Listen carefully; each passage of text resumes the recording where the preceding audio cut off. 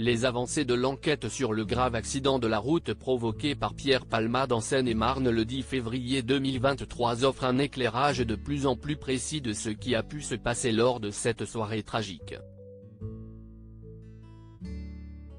BFM TV a pu accéder aux déclarations de l'humoriste actuellement sous écrou à l'hôpital du Kremlin-Bicêtre, ainsi que celles des deux autres passagers de sa voiture.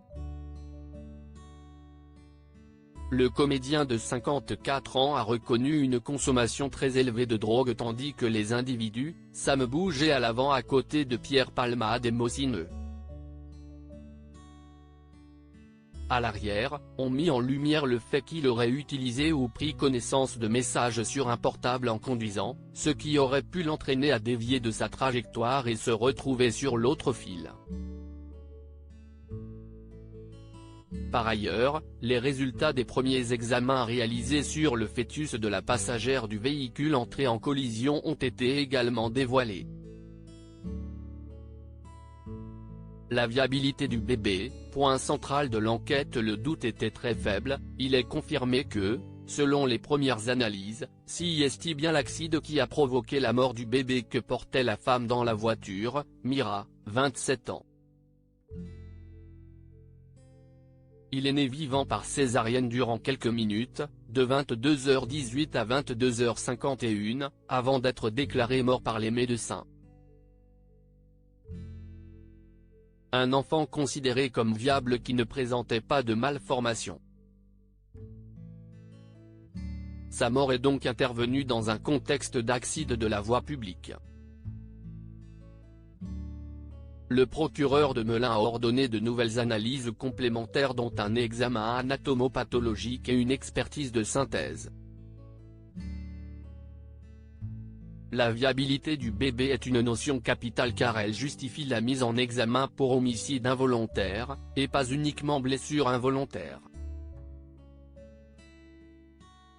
Avec cet élément, ainsi que les deux circonstances aggravantes retenues par la justice, la prise de stupéfiants, 30 minutes avant de prendre le volant et le manquement à une obligation de sécurité et de prudence puisqu'il aurait utilisé ou consulté un portable, le comédien pourrait être condamné jusqu'à 20 ans de prison.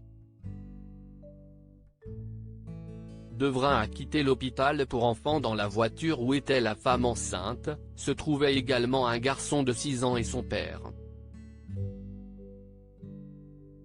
Devrin, grièvement blessé et défiguré, a quitté l'hôpital Necker ce lundi 27 février. Il a eu la mâchoire cassée après avoir reçu un choc à la tête, a des difficultés à parler, boire et s'alimenter, mais ses bras et pieds peuvent bouger.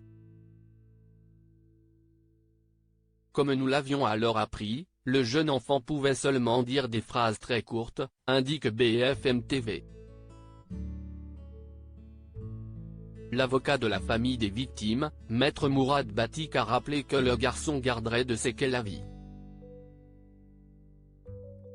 Il va y avoir très long processus de reconstruction d'un point de vue physique d'abord puis psychologique pour un enfant déscolarisé qui était au CP et qui avait une vie tout à fait normale, a indiqué l'avocat qui a assuré que l'enfant portait bien sa ceinture dans la voiture.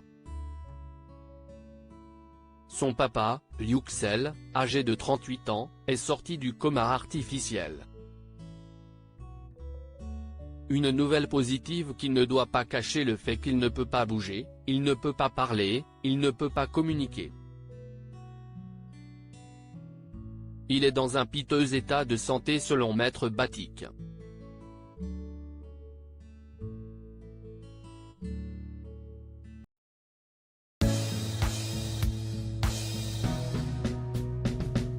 But there's all times through the rough times I think you